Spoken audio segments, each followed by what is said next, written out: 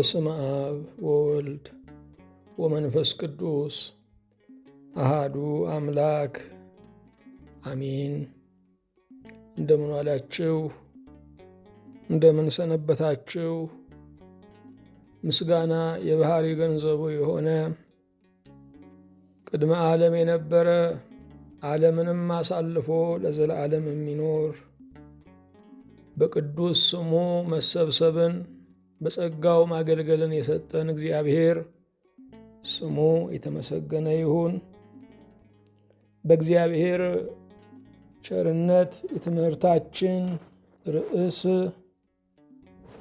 በችሎቱ አመስግኑት የሚል ነው።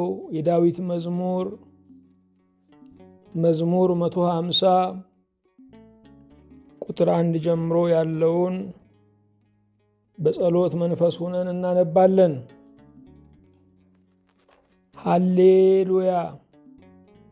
እግዚአብሔርን በመቅደሱ አመስግኑት፣ በኃይሉ ጠፈር አመስግኑት፣ በችሎቱ አመስግኑት፣ በታላቅነቱ ብዛት አመስግኑት፣ በመለከት ድምፅ አመስግኑት፣ በበገናና በመሰንቆ አመስግኑት፣ በከበሮና በዘፈን አመስግኑት፣ በአውታርና በእምቢልታ አመስግኑት፣ ድምፁ መልካም በሆነ ጸናጽል አመስግኑት፣ እልልታ ባለው ጸናጽል አመስግኑት። እስትንፋስ ያለው ሁሉ እግዚአብሔርን ያመስግን። ሃሌሉያ! ሁሉን የያዝ ሁሉን የምትገዛ የጌታችን የመድኃኒታችን የኢየሱስ ክርስቶስ አባት እግዚአብሔር ሆይ እናመሰግንሃለን። ጨለማችንን የገፈፍከው አንተ አብሪ ኮከብ የእግዚአብሔር ልጅ ኢየሱስ ክርስቶስ ድንቅነት፣ መልካምነት፣ መካርነት፣ አኗሪነት በሕይወታችን በዘመናችን ተገልጧልና ምስጋና እናቀርብልሃለን። ዶሮ ጫጩቶቿን እንደምትሰበስብ በቅፍ የሰበሰብከን ከነጣቂው፣ ከገዳዩ፣ ከምሕረት የለሹ ከጠላታችን ሰይጣን የከለልከን ብሩክ እግዚአብሔር አብ፣ ብሩክ እግዚአብሔር ወልድ፣ ብሩክ እግዚአብሔር መንፈስ ቅዱስ ሆይ እናመሰግንሃለን። ቃልህን ጸጋ፣ በረከት፣ ስጦታ፣ በትርና ምርኩዝ አድርገ የሰጠህን እግዚአብሔር ይኸው በቃልህ ባለጠጎች ሆነናል። ብርና ወርቅ አልማዝ ካላቸው ይልቅ ከጥፋት ቀን የማያድነው ብርና ወርቅን ከተሸከሙት ይልቅ የማምለጫውን ሀብት የመሳፈሪያውን መርከብ ቃልህን የሰጠህን እግዚአብሔር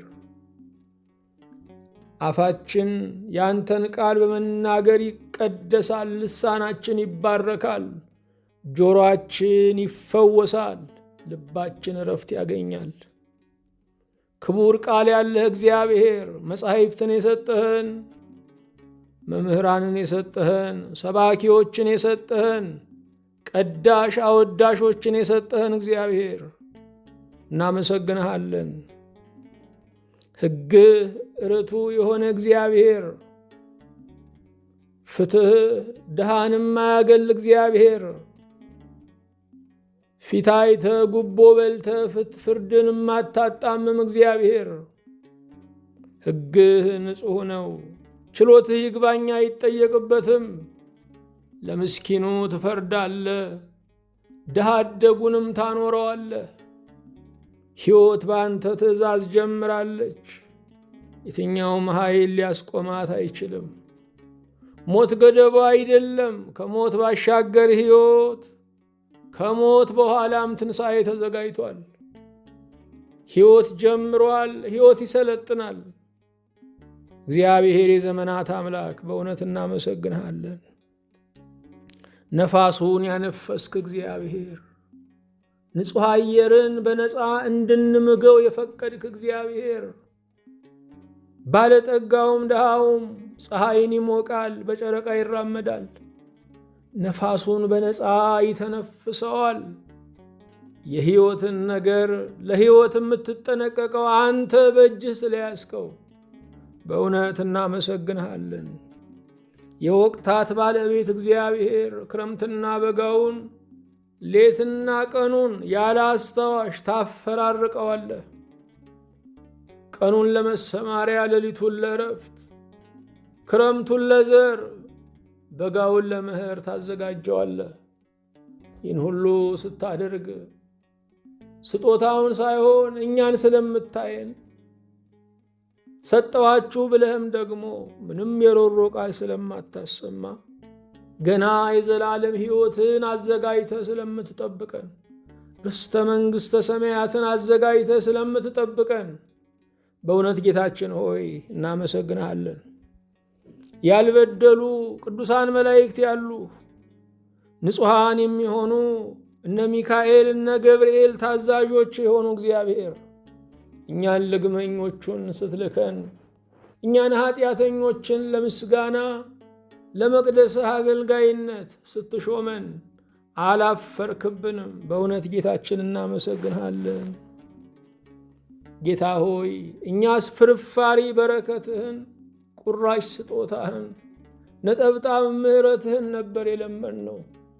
አንተ ግን የገበታውን እንጀራ አነጠፍክልን፣ ከለመንነው አትርፈ ሰጠህን። ዛሬን ለማየት አቅም ስልጣን ሆንከን። ብሩክ ስምህ የተባረከ ይሁን። እኔን ባሪያህንና እነዚህን ባሪያዎችህን አቤቱ ይቅር በለን። ይህችን ሀገር የሚመሯትን መሪዎችን አቤቱ ይቅር በል። የምድር ነገሥታትን በመልክህ የሠራኸውን የሰው ልጅ ሁሉ አቤቱ ይቅር በል። የጉብኝት የበጎነት የምሥራች ዘመን አቤቱ ይቅረብልን። በምድር ላይ ያሉ ድሆች ሁሉ የሚያርፉበት ዘመን ይምጣ። ሰው ወዳጅ እግዚአብሔር ሆይ አዋቂዎችን አንተ ምከራቸው፣ ባለጠጎችን ሞትን አስታውሳቸው፣ ባለሥልጣናትን የሁሉ የበላይ ዳኛ እንዳላሳውቃቸው። በትሕትና ላንተ መገዛት ይሁንልን። አምላክ እግዚአብሔር ሆይ የታመሙትን ወገኖቻችንን በጽኑ ምሕረትህ እንድታስባቸው፣ የደዌው ኃይል ሁሉ እንዲሰበርላቸው፣ ፈውስ በቤታቸው እንዲያበራ በጽኑ እንለምንሃለን። እንደ ቸርነትህ የአብ የወልድ የመንፈስ ቅዱስ በረከትህ አይለፈን። ከክፉ ሁሉ በስምህ አድነን። ከተቀጠሩ የክፋት ሰዓቶች ከዚህ ዓለምም ሽምቅ ሰዎች ነፍሳችንን አቤቱ ከልላት። ክርክራችንን ተከራከር፣ ትግላችንን ሁሉ አንተ ታገልልን። ያንተ አጋዥነት ይበልጣል፣ ያንተ ረዳትነት ይበልጣል፣ ያንተ ባለዘመንነት ይበልጣል፣ ያንተ ስልጣን ይበልጣል። ጌታ ሆይ ከሚበልጠው ከደጃፍ ላይ ተጥለን ለመኖር የበቃን አድርገን። በፊትህ በቆምን ጊዜ እንድናስባቸው አደራ ያሉንን ወገኖች እባክህ አስብልን። በጦርነት እየታወኩ ያሉትን መንደሮችን ሁሉ አቤቱ በሰላምህ አረጋጋልን። የተዘጉ መንገዶችን ሁሉ በይቅርታ በቅዱስ መልአክ ክፈትልን። የታገቱ ሁሉ እንዲፈቱ፣ ሞት የተፈረደባቸው እንዲድኑ፣ ያለ ፍትህ የተጋዙ ነፃ እንዲወጡ አቤቱ እንማልድሃለን። በኢራን፣ በእስራኤል፣ በአሜሪካ፣ በዩክሬን፣ በራሻ ያለውን ግርግር ሁሉ፣ ጦርነትን ሁሉ፣ የሰው ልጆችን ሰቆቃ ሁሉ፣ ምሕረት የለሹን ጭካኔ ሁሉ አቤቱ አንሳልን። እንደ ቸርነት ጌታ እግዚአብሔር ሆይ አገልግሎታችንን በብሩህ ገጽ ተቀበልልን። ሁል ጊዜ ለምስጋና የበቃን የነቃን አድርገን። ጌታችን በኢየሱስ ክርስቶስ በእርሱ ያለ ክብር ጽን ላንተ ይገባሃል። ከእርሱ ጋራ ከመንፈስ ቅዱስም ጋራ ትክክልም ይሆን ዛሬም ዘወትርም ለዘላለሙ አሜን። የእግዚአብሔር የአምላካችን ስሙ የተመሰገነ ይሁን። ርዕሳችን በችሎቱ አመስግኑት የሚል ነው። ይህንን ግብዣ የጋበዘን የእስራኤል ታላቁ ንጉሥ ዳዊት ነው። ዳዊት የእግዚአብሔርን ውለታ ብቻውን አመስግኖ መዝለቅ ቢያቅተው ሰማይና ምድር በውስጧም ያሉትን ፍጥረታት ሁሉ ተባበሩኝ፣ አመስግኑልኝ ብሎ የምስጋና ደቦ የጠራ ታላቅ አማኝ ነው። እግዚአብሔር በባህሪው ምስጉን ነው። እርሱን በማመስገናችን እኛ የተመሰገንን የከበርን እንሆናለን። እግዚአብሔር የፍጥረት ምስጋና የማይገልጠው ባህሪውን የሚያመሰግነው እግዚአብሔር በእግዚአብሔርነቱ ታውቆ የሚኖረው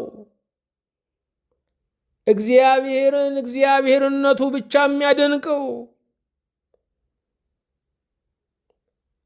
የምስጋናውን ያህል ልንሰጠው፣ የችሎታውን ያህል ልናደንቀው፣ የሚገባውን ምስጋና ያህል ልናቀርብለት የማይቻለን ምስጋናችንን ግን በቸርነቱ አብዝቶ የሚቀበልልን ባደፈ አንደበት ስንዘምር በአፈ መላእክት የሚቀበልልን ባደፈ ጸሎት ባደፈ አንደበት ስንጸልይ በአፈ ቅዱሳን የሚቀበልልን ክቡር ጌታ ነው።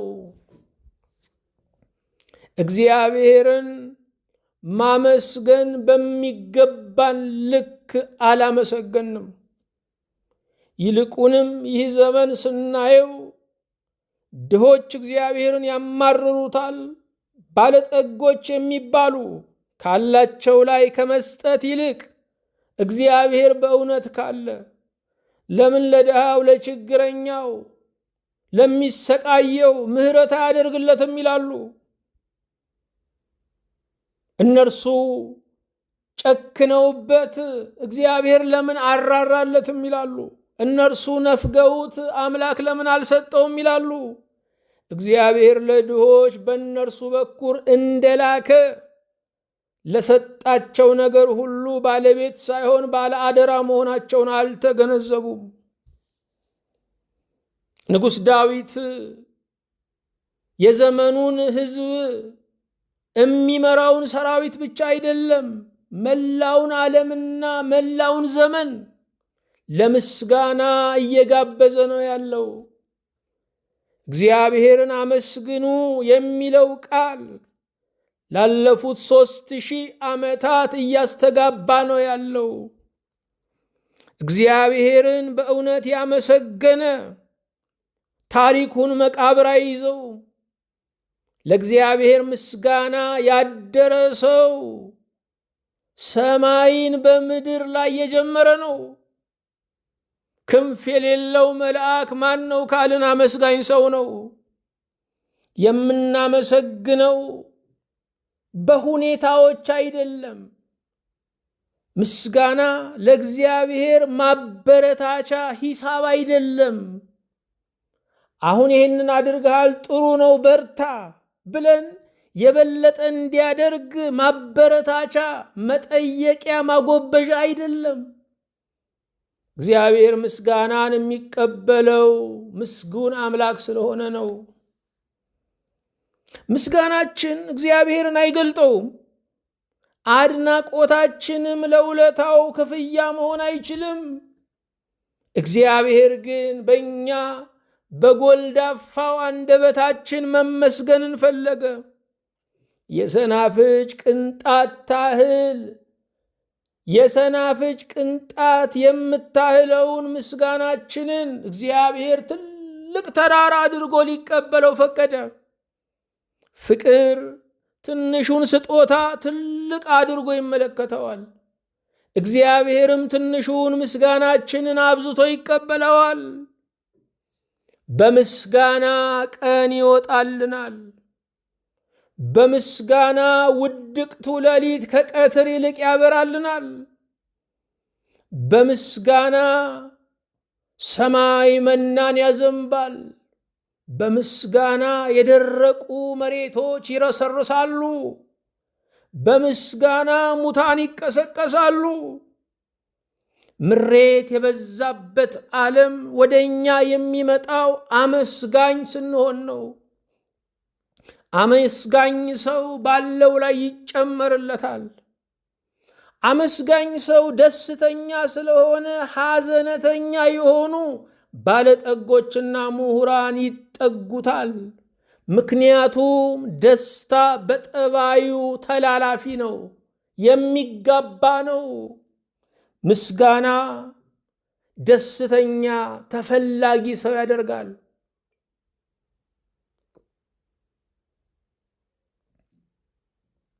ቅዱሳን መላእክት በዚህ ቀን የምናስበው የመላእክት አለቃ ቅዱስ ሚካኤል ከተፈጠረ ቀን አንስቶ እስከዚች ቅጽበት ድረስ ዝም በማይል ቃል እግዚአብሔርን ያመሰግናል።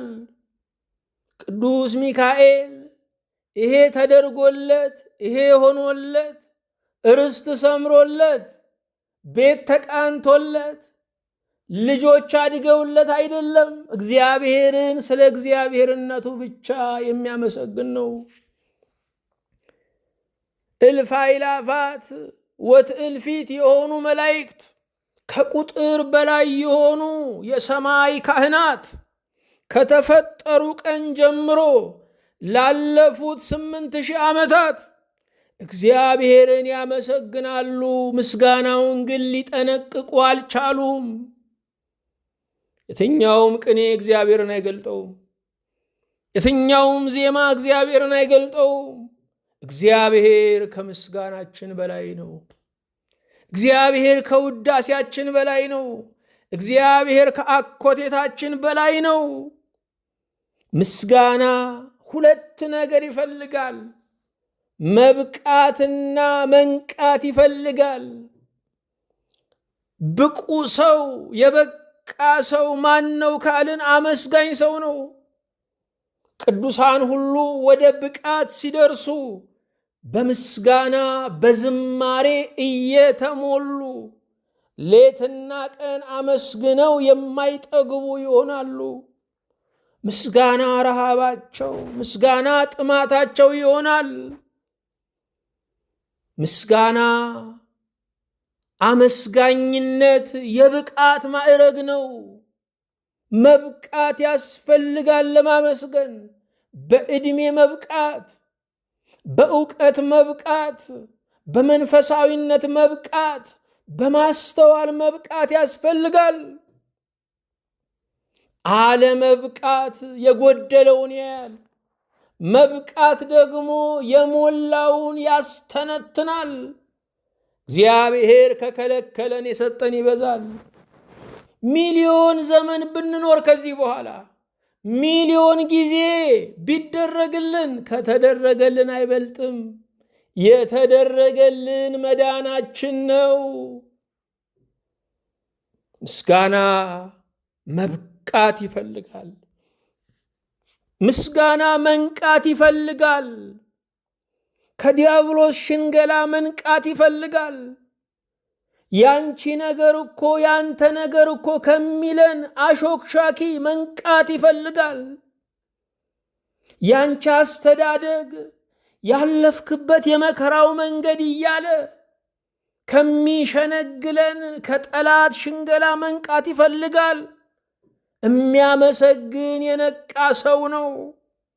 የምሬት እንጀራ ሊያበላው ለተነሳው ጠላት የሚበቀለው በምስጋና ነው። ጠላቴ ሆይ ላመስግን፣ ዞር በልልኝ። እዚህ ጋር ኑሮው ይጎርላል። እዚህ ጋር የጀመርነው አላልቅ ይላል። እዚህ ጋር ጎረቤት ይተናኮላል። እዚህ ጋር ወዳጅ ይከዳል። እዚህ ጋር ትዳር ይናጋል። እዚህ ጋር ልጆች ያመጻሉ። እዚህ ጋር ገንዘቡ ይነጥፋል። እዚህ ጋር ንብረቱ ይወድማል። ዞር በል፣ ምስጋናዬን የሚያግደኝ ምንም ኃይል የለም። አመሰግናለሁ፣ አደንቃለሁ፣ በእግዚአብሔር አሁንም እገረማለሁ። ምስጋና መንቃት ይፈልጋል።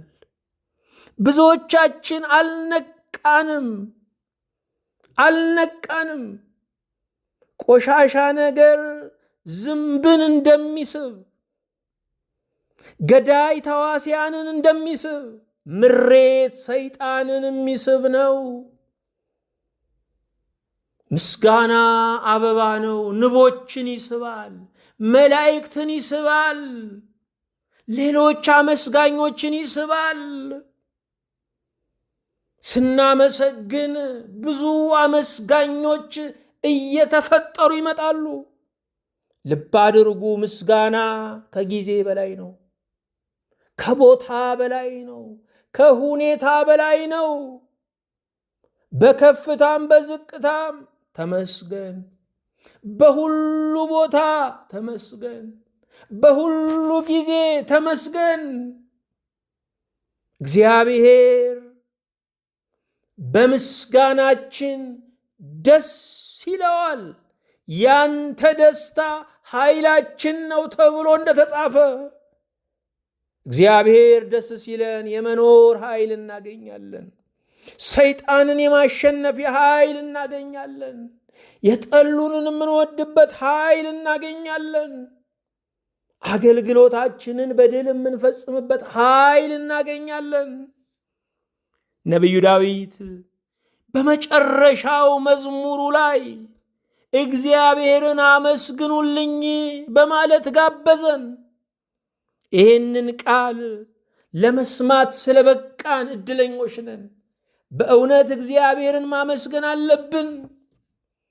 መዝሙር 150 የዳዊት መዝሙር መዝጊያው ነው። ሃሌሉያ በማለት ነው የሚጀምረው። ሃሌሉያ ሃሌሉያ ምን ማለት ነው? ሃሌል ማመስገን፣ እልልታ፣ ማወደስ ማለት ነው። ሃሌ ምስጋና፣ ውዳሴ፣ እልልታ ማለት ነው። ያህ ማለት ደግሞ ወይም ሉያ ያህ ማለት ደግሞ ያህዌ ማለት ነው። ባጭር አጠራር ያህዌ። ሃሌሉያ እግዚአብሔርን አመስግኑ ማለት ነው። ለእግዚአብሔር እልል በሉ ማለት ነው። እግዚአብሔርን አድንቁት ማለት ነው። የተፈጠርነው እግዚአብሔርን ለማመስገን ክብሩንም ለመውረስ ነው።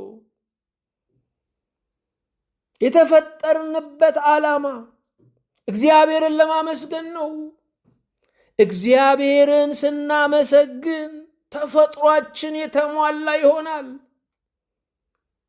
ስጋችን ትለመልማለች፣ አጥንቶቻችን ይጠነካክራሉ፣ መንፈሳችን መርካት ይጀምራል፣ ህሊናችን የእግዚአብሔር መቅደስ ይሆናል። ከመላእክት ጋር ማህበረተኛ የምንሆነው በምስጋና ነው። ሃሌሉያ እግዚአብሔር ይመስገን ማለት ነው። ሃሌሉያ ዓለም አቀፍ ቋንቋ ነው። በመላው ዓለም ያሉ ክርስቲያኖች ሁሉ ሃሌሉያ ይላሉ። ስለዚህም ምስጋና ሃሌሉያ ዓለም አቀፍ የሰው ዘር ፍላጎት ነው። እግዚአብሔር ለራሱ ሲል ስለፈጠረን እግዚአብሔርን አለመፈለግ አንችልም። እግዚአብሔር የለም የሚሉ ሰዎች ሳይቀሩ በውስጣቸው አለ የሚል ድምፅ እያስጨነቃቸው የሚናገሩት ነው። ሃሌሉያ ዓለም አቀፍ ቋንቋ ነው። የሰው ዘር ሁሉ ሊሳተፍበት የሚገባ ግዳጅ ነው። መንግስታት ግብር እንደሚቀበሉ የእግዚአብሔር ግብሩ ምስጋና ነው። ሃሌሉያ የቤተ አይሁድ የምስጋና ቃል ነው። አይሁዳውያን ሃሌሉያ ይላሉ።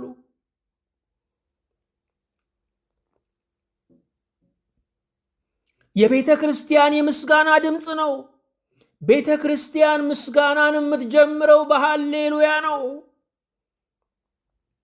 ሃሌሉያ የምስጋና ድምፅ ነው።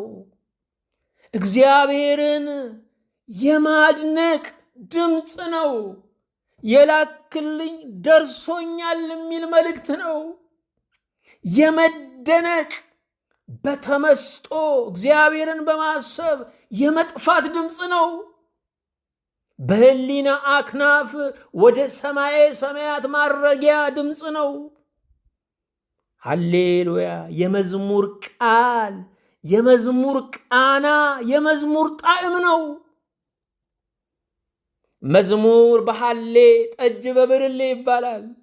ጠጅ በብርሌ ሲቀርብ ያምራል። መዝሙርም በሃሌ ሲጀመር ያምራል ማለት ነው። የቅድስት ቤተ ክርስቲያን ምስጋናዋ ሁሉ መነሻው ሃሌሉያ የሚል ነው። በመጽሐፍ ቅዱስ ውስጥ 32 ጊዜ ያህል ሃሌሉያ የሚል ምስጋና እናገኛለን። በብሉይ ኪዳን 28 ጊዜ፣ በሐዲስ ኪዳን 4 ጊዜ ሃሌሉያ የሚል ድምፅ ምስጋና ተሰምቷል። ብዙዎቻችን ሃሌሉያ የሚለውን የምስጋና ቃልና ቃና ለሌሎች ስለሰጠን ሃሌሉያ ብለን ለማመስገን እንቸገራለን። እንዴት የተመረጠውን ሁሉ እንሰጣለን? ሃሌሉያ የቤተ ክርስቲያን የምስጋናዋ መክፈቻ፣ ታላቅ የምስጋና የውዳሴ ዕጣኗ ነው። በቅድስት ቤተ ክርስቲያን ሃሌሉያ የሚለው ሕይወታዊ ትርጓሜ፣ ነገረ መለኮታዊ ትርጓሜ አለው። ቅድመ ዓለም ለነበረ ዓለምን አሳልፎ ለሚኖር ለእግዚአብሔር ክብር ምስጋና ይሁን ማለት ነው ይላሉ አባቶቻችን። ሃሌሉያ ማለት ቅድመ ዓለም ለነበረ፣ ከዓለም በፊት ለነበረ፣ ዓለምን አሳልፎ ለሚኖር ለእግዚአብሔር ክብር ምስጋና ይሁን ማለት ነው ይላሉ። እግዚአብሔር ከዓለም በፊት ነበረ። ዓለምንም አሳልፎ ለዘላለም የሚኖር ነው። ነገስታት ሁሉ ቢገዙ ያልፈጠሩትን ዓለም ነው ፈጥሮ የሚገዛ የእኛ አምላክ ነው። ነገስታት ሁሉ ቢገዙ ለስልጣናቸው መነሻ መድረሻ አለው። እርሱ የዘላለም ንጉሥ ነው። ነገስታት ሁሉ ህዝብ ባለበት ይነግሳሉ። ህዝብ በሌለበት ንጉሥ ነኝ የሚል እንደ እብድ ይታያል። እግዚአብሔር ግን መላእክትና ሰዎች ሳይፈጠሩ ፍጥረታት ሳይገኙ ንጉሥ ነበረ። ነገስታት ሁሉ ንግስናቸው የጸጋ ነው፣ የእርሱ የባህሪው ነው። ንግስናቸውን ለወከለው አምላክ ዘውዶቻቸውን ያስረክባሉ። እርሱ ግን የነገስታት ንጉሥ ሆኖ ለዘላለም ይኖራል። ሃሌሉያ ቅድመ ዓለም ለነበረ ዓለምን አሳልፎ ለሚኖር ለእግዚአብሔር ምስጋና ይሁን። ነቢዩ ዳዊት ይቀጥላል በመዝሙር 150 ላይ ቁጥር 1 ላይ እግዚአብሔርን በመቅደሱ አመስግኑት፣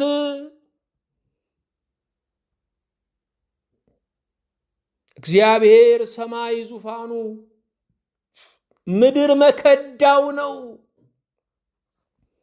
ዙፋን ታውቃላችሁ፣ ንጉሱ የሚቀመጥበት ነው። መከዳ ደግሞ የሚባል አለ፣ እጁን የሚያንተረስበት ነው። እግዚአብሔር ሰማይ ዙፋኑ ምድር መከዳው ነው። ሰማይና ምድር የማይችሉት አምላክ ነው። ለእግዚአብሔር የፍቅር መግለጫ እንዲሆን መቅደሶችን እናንጻለን። መቅደሶቹ ግን እግዚአብሔርን የሚችሉት የሚወስኑት አይደሉም። እንደውም የእኛ መሰብሰቢያ ናቸው። እግዚአብሔር ግን ሰማይና ምድር መቅደሱ ነው። በሰማይና በምድር ውስጥ እግዚአብሔር ይመሰገናል። እግዚአብሔርን በመቅደሱ አመስግኑት። በሰማይና በምድር አመስግኑት ማለት ነው። የሚታይና የማይታይ ፍጥረት ያመስግነው ማለት ነው። መቅደሱ የሰው ልጆች ናቸው። የሰው ልጅ ማኅደረ ሥላሴ ነው። ታቦተ ሥላሴ ነው። መቅደሰ ሥላሴ ነው። መቅደስ ሁሉ በብር በወርቅ ይሰራል።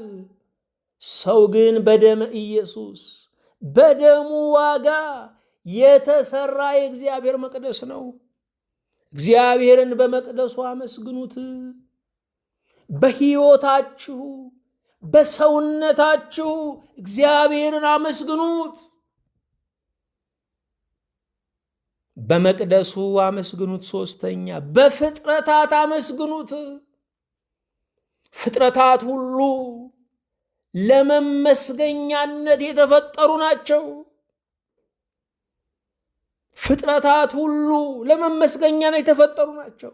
የሰው ልጅ እንኳን ሊፈጥራቸው ተመራምሮ ሊደርስባቸው አልቻለም። ከገዛ አካላችን ገና ብዙ ያልታወቀ ምስጢር አለ። እግዚአብሔር ፍጥረታት መቅደሱ ናቸው፣ መመስገኛው ናቸው። በመቅደሱ አመስግኑት። በጊዜያት አመስግኑት። በልጅነታችሁ፣ በወጣትነት፣ በጎልማሳነት፣ በሽምግልና፣ በዘመናችሁ አመስግኑት። ጊዜያችን የእግዚአብሔር መቅደስ ነው፣ መመስገኛው ነው። በማህበር አመስግኑት ማለት ነው። በመካከላችሁ አድር ዘንድ መቅደስ ስሩልኝ አለ እግዚአብሔር። ህብረታችን 2 እና 3 በስሜ በሚሰባሰቡበት እኔ በመካከላችሁ እገኛለሁ አለ እግዚአብሔር። ስለዚህ በማህበር እግዚአብሔርን አመስግኑት። 6ኛ በኢየሩሳሌም እግዚአብሔርን አመስግኑት ማለት ነው። መቅደሱ ያለበት የብሉይ ኪዳን የአምልኮ ማዕከል ኢየሩሳሌም ማለት የሰላም ከተማ ማለት ነው። በሰላማዊ አእምሮ ከቂም ከበቀል በጸዳ ሕሊና እግዚአብሔርን አመስግኑ። 7ኛ በመቅደሱ አመስግኑ። መቅደሱ ድንግል ማርያም ናት። የአብርሃም አምላክ እግዚአብሔር ይባረክ እንደምንለው የማርያም ልጅ ክብር ላንተ ይሁን። የማርያም ልጅ ውዳሴ ይድረስ። በመቅደሱ አመስግኑት። ለድንግል ማርያም የሆነ ጸጋ የመጣላት ክብር ሁሉ የኛ ወገን የሰው ወገን ስለሆነች የኛው ክብር ነው፣ የኛው ምስጋና ነው፣ የኛው ከፍታ ነው። የማርያም ልጅ ስሙ የተመሰገነ ይሁን። በኃይሉ ጠፈር አመስግኑት አለ። በኃይሉ ጠፈር አመስግኑ ምን ማለት ነው? የኃይሉ ጠፈር ይሄ ቀና ስንል ጠፈር ጣራ ማለት ነው። በሰማይ ማደሪያው አመስግኑት። ቅዱሳን መላእክት ከበውታል። ከዚህ ድካም ዓለም ያረፉ ቅዱሳን ከበውታል። ነቢያት፣ ሐዋርያት በዓለመ ነፍስ ከበውታል፣ ለምስጋና አድረውለታል። በሰማይ ማደሪያው አመስግኑት። መቅደሱ የማይፈርስ ዙፋኑ የማይናወጥ ጌታ አመስግኑት። በችሎታው ብርታት አመስግኑት ማለት ነው። በእኩያ የለሽነቱ አመስግኑት ማለት ነው። የእግዚአብሔር ኃይሉ እኩያ ተገዳዳሪ አሸናፊ የለውም። በቅዱሳን ወዳጆቹ አመስግኑት። በቅዱሳን ወዳጆቹ አመስግኑት። የአብርሃም አምላክ ስምህ ይባረክ በሉት። አምላከ ነቢያት አምላከ ቅዱሳን ስምህ ይባረክ በሉት። በችሎቱ አመስግኑት አለ። በመቀጠል የእግዚአብሔር ችሎታው ወደር የለውም፣ መግለጫ የለውም። ይህን ያህላል አይባልም። መመጠን የሌለው ኃይል አለው። ችሎታው ፍጥረትን አስገኝቷል። በይሁን ቃል የምናያቸው እነዚህ ኃያላን ፍጥረታት ተገኝተዋል። እግዚአብሔር በዝምታው ይፈጥራል፣ በቃል ይፈጥራል፣ በተግባር ይፈጥራል። እግዚአብሔር ጽኑ ሰራተኛ ነው። ችሎታው ዓለምን አድኗል። አባቶቻችን ዓለምን ከፈጠረበት ጥበቡ ሰው ሆኖ ዓለምን ያዳነበት ጥበቡ ይበልጣል ብለዋል። ዓለምን ባዳነበት ችሎታው አመስግኑት። ይህንን ዓለም ያሳልፈዋል። እማያልፉ የሚመስሉ ዓለማት፣ ከተሞችና ጌጠኛ መንደሮችን ያሳልፋል። ዓለምን በሚያሳልፍ ችሎታው አመስግኑት። ዓለም ካላለፈ፣ ክርስቶስ ካልመጣ የምናየው ጦርነት፣ ረሃብ፣ ቸነፈር፣ መጠላላት፣ መሰለቻቸት እሱ አያልፍም። ለዚህ ነው ማራናታ ጌታ ሆይ ቶሎና እያልን የምንጸልየው። ዓለም በታሪክ አትማር፣ ከክፋቷ አትማር፣ ከጉድለቷ አትማር፣ ከትላንት አትማርም። ከታሪክ የምንማረው ከታሪክ አለመማራችንን ነው ተብሏል። ይህ ዓለም ማለፍ አለበት። ይህ ዓለም ካላለፈ የዘላለም መንግሥት አይከፈትም። በችሎቱ አመስግኑት። ሕይወትን ያስቀጥላል። ብዙዎች ሞታችንን አውጀው ነበረ። ይሄንን ቀን አታልፉም ብለውን ነበረ። ሕይወት ግን በእግዚአብሔር የጀመረች በመሆኗ ፍጡር አያስቆማትም። ሕይወትን በማስቀጠሉ አመስግኑት። በችሎቱ አመስግኑት ማለት አሁንም ጠላትን ድል ይነሳል። ጠላት የሆነብንን ሥጋ፣ ጠላት የሆነብንን የዓለም ምኞት፣ ጠላት የሆነብንን እርኩስ ዲያብሎስ ድል ይነሳል። በችሎቱ አመስግኑት። ችሎት ስንል ዳኝነት የሚሰጥበትም ነው አደለ? በቅን ፍርዱ አመስግኑት። ሁሉን በእኩል በሚቀበልበት ዳኝነቱ አመስግኑት ማለት ነው። በታላቅነቱ ብዛት አመስግኑት አለ። በመቀጠል በታላቅነቱ ብዛት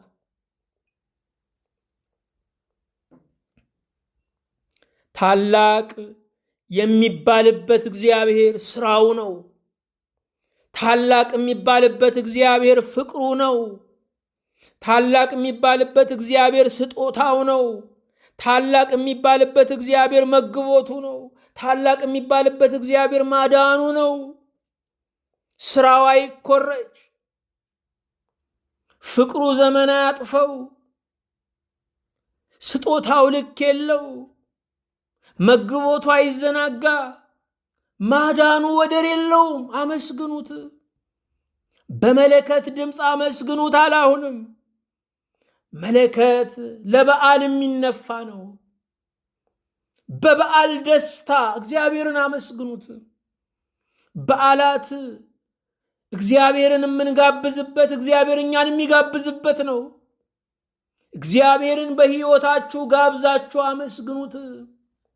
ይሄው ልቤ ለአንተ፣ ዘመኔ ለአንተ፣ ቤቴ ለአንተ ብላችሁ አመስግኑት። በመለከት ድምፅ አመስግኑት። በንቃት አመስግኑት ማለት ነው።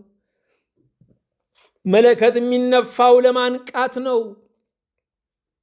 መለከት የሚነፋው ጦር እየመጣ ነው ተዘጋጁ ለማለት ነው። በመለከት ድምፅ በንቃት አመስግኑት። በልማድ ሳይሆን፣ በፍዘት ሳይሆን፣ በቀዘቀዘ ልብ ሳይሆን በንቃት አመስግኑት። ምስጋና ማሰብ፣ ምስጋና መቁጠር ይፈልጋል። የማይቆጥር ሰው፣ የማያስብ ሰው ማመስገን አይችልም። በጸና ሰራዊት መልክ እግዚአብሔርን አመስግኑት ማለት ነው። እኛ በምድር ላይ ያለነው እንደ ቱሪስት ለጉብኝት አይደለም። በምድር ላይ ያለነው የክርስቶስ ሰራዊት ሆነን ነው። በሰራዊት ልክ መገኘት አለብን። በበገናና በመሰንቆ አመስግኑት።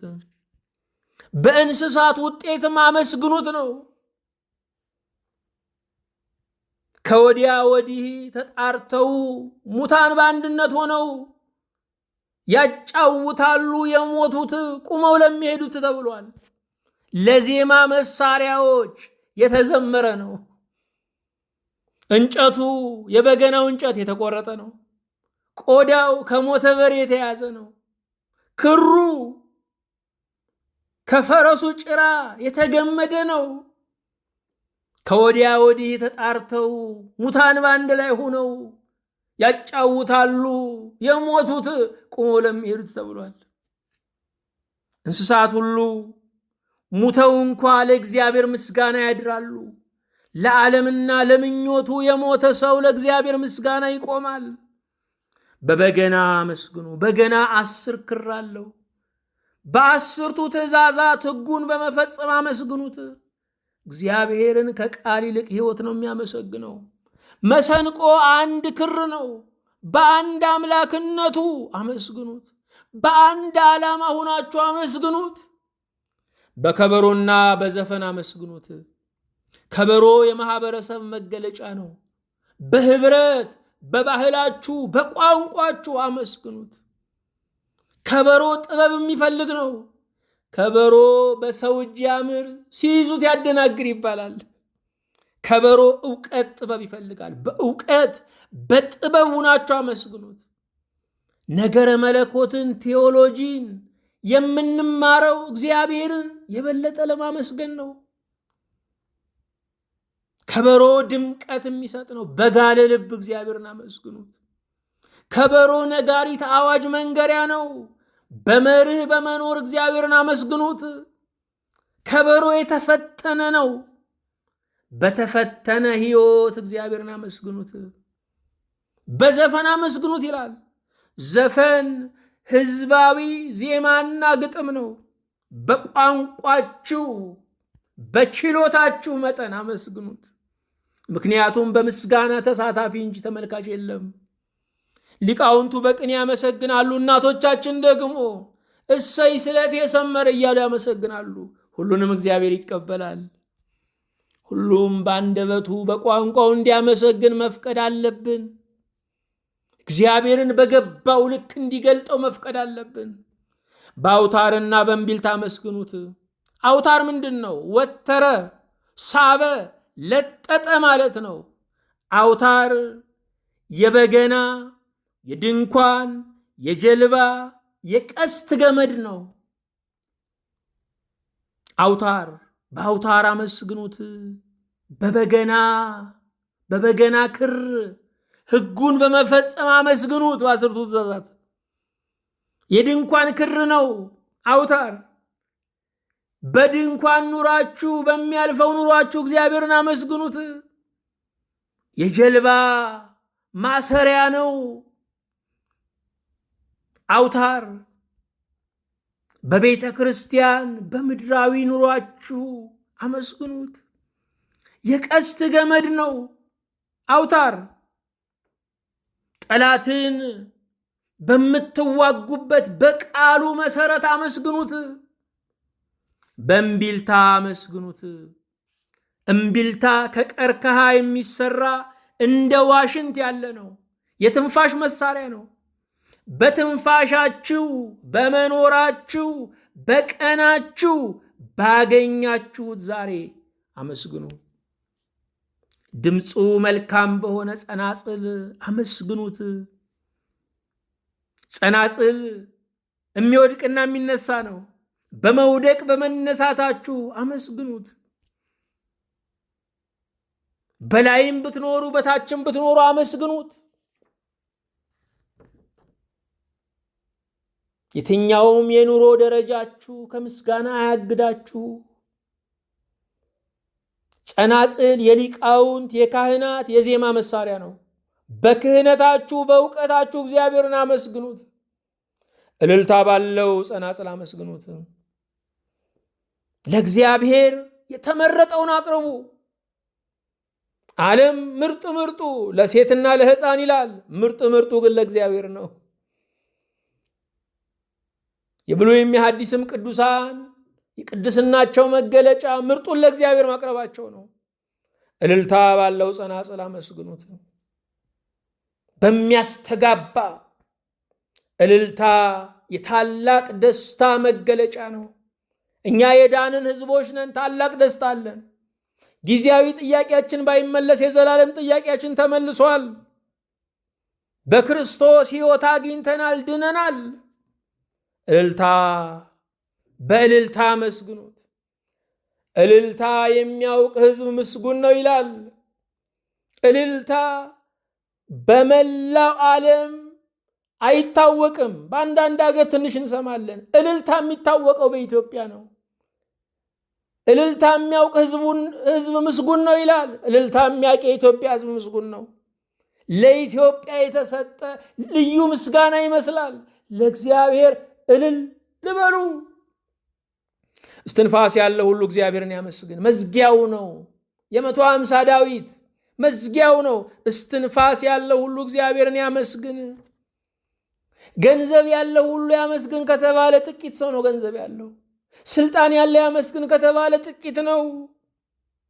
ሁላችንንም አንድ ነገር እኩል ያደርገናል። ድሃውንም ባለጠጋውንም፣ ሹሙንም ሎሌውንም አንድ ነገር አንድ ያደርገዋል። መኖር፣ ዛሬን ማየት እኩል አድርጎናል። ስለዚህም በሕይወት ያላችሁ ሁሉ አመስግኑ። ሰውና እንስሳው፣ መላእክቱ ሁሉ፣ የሕይወት ውለታ ያለባችሁ ሁሉ አመስግኑ። የሕይወታችሁ ጌታ እግዚአብሔር ነውና። በጉልበት አልኖራችሁም፣ በጥበብ አልኖራችሁም። ያኖራችሁ እግዚአብሔር ነው። አመስግኑ። ሃሌሉያ፣ እግዚአብሔር ይመስገን። ሃሌሉያ ማለት እግዚአብሔር ይመስገን። ያለና የሚኖር እግዚአብሔር ይመስገን። ቅድመ ዓለም የነበረ ዓለምን አሳልፎ ለዘላለም የሚኖር ጌታ ይመስገን። ምስጋና የተፈጠርንበት ዓላማ ነው። ምስጋና የዳንበት ምስጢር ነው። ምስጋና ሰማያዊ መልአክ የምንሆንበት ነው። ምስጋና በሰማይ የሚቀጥለው ዘላለማዊ ስራችን ነው። ምስጋና እያጠረን ነው። እናመስግን። ድካም ድካም እየተሰማን ነው። በምስጋና ኃይሉን እንለማመድ። ዘመኑ እስር ቤት እየሆነ ነው። በምስጋና የወህኒውን ደጃፍ እንደ ጳውሎስና እንደ ሲላስ እናናውጠው። ሃሌሉያ፣ እግዚአብሔር ይመስገን። እናመሰግንሃለን። በትውልድ ሁሉ ስትመሰገን ኖረ፣ በዚህ ዘመን ደግሞ እኛን ፈጥረህ አመስግኑኝ አልከን። እናመሰግንሃለን። የምታመሰግን ቤተ ክርስቲያን አለችን፣ እናመሰግንሃለን። የምትቀድስ ኅብረት አለችን፣ እንቀድስሃለን። ውዳሴ አዲስ ቅኔ የምታቀርብ ቅኔ ማህሌት አለች፣ በእውነት እንቀኝልሃለን። ተመስገን ጌታ ሆይ። ከድሃ ብንወለድ ከባለጠጋ፣ ከምሁር ብንወለድ ከመሃይም፣ በኢትዮጵያ ብንወለድ በሌላ ዓለም እናመሰግንሃለን። ከአንተ የራቀ ዓለም የለም። አንተ የማታውቀው ምስጢር በሕይወታችን የለም። ባለፍንበት ሁሉ አንተ ነበርክ። የሌለህ በመሰለን ስፍራ ሁሉ ይበልጥ ነበርክ። እግዚአብሔር ሆይ ማይታለፈውን ቀን በአንተ አልፈናል። ተመስገን። ስለበላነው እንጀራ፣ ስለጠጣነው ውሃ፣ ስለለበስነው ልብስ፣ ስለተጠለልንበት ቤት ጌታ ሆይ ዛሬ ስለመነዘርነው ገንዘብ ሁሉ ተመስገን። ያለን ነገር ያንተው ነው፣ የጎደለንም የሚሞላው በአንተ ነው። ተመስገን። ኢትዮጵያን የምስጋና መቅደስህ አድርግ። ሕዝብህን የምስጋና ሰራዊትህ አድርግ። ለዓለም ሁሉ የሚሆን የእልልታ ቀን ይሁን። የዘመናት ጸሎት የሚመለስበት፣ ምድር ሁሉ አንተን በማወቅ የምትሞላበት፣ መንፈሰ እግዚአብሔር ለምስጋና እኛን የሚቀሰቅስበት፣ ከቅዱሳን መላእክት ጋር አንድ ሆነን ከቅዱስ ሚካኤል ከቅዱስ ገብርኤል ጋር አንድ ሆነን ለአንተ የምንቀኝበት ዘመን ይሁን። ካፋችን ምሬት ይንጠፍ፣ ምስጋና ይትረፍ። በጌታችን በኢየሱስ ክርስቶስ በእርሱ ያለ ክብር ጽን ለአንተ ይገባሃል። ከእርሱ ጋራ ከመንፈስ ቅዱስም ጋራ ትክክልም ይሆን ዛሬም ዘወትርም ለዘላለሙ አሚን። ወደ አንተ ሰግዳለው ሳለው በሕይወቴ ላንተም እገዛለሁ እስከ ዕለተ ሞቴ አንተንና መድኃኒቴ የዘላለም ቤቴ አንተንና መድኃኒቴ የዘላለም ቤቴ ሳይመሽብኝ ቀኑ ሳይጨልም ድንገት በጽድቅ ጎዳና ልጓዝ ወደፊት ምራኝ መንገዱን አሳየኝ እንዳልሳሳት ምራኝ መንገዱን አሳየኝ እንዳልሳሳት የነፍሴ ሥጋዬ የሕይወቴም ቤዛ አትበለኝ ችላ በደሌም ቢበዛ አንተን አምኜ እኖራለሁ ወዴት እሄዳለሁ አንተን አምኜ እኖራለሁ ወዴት እደርሳለሁ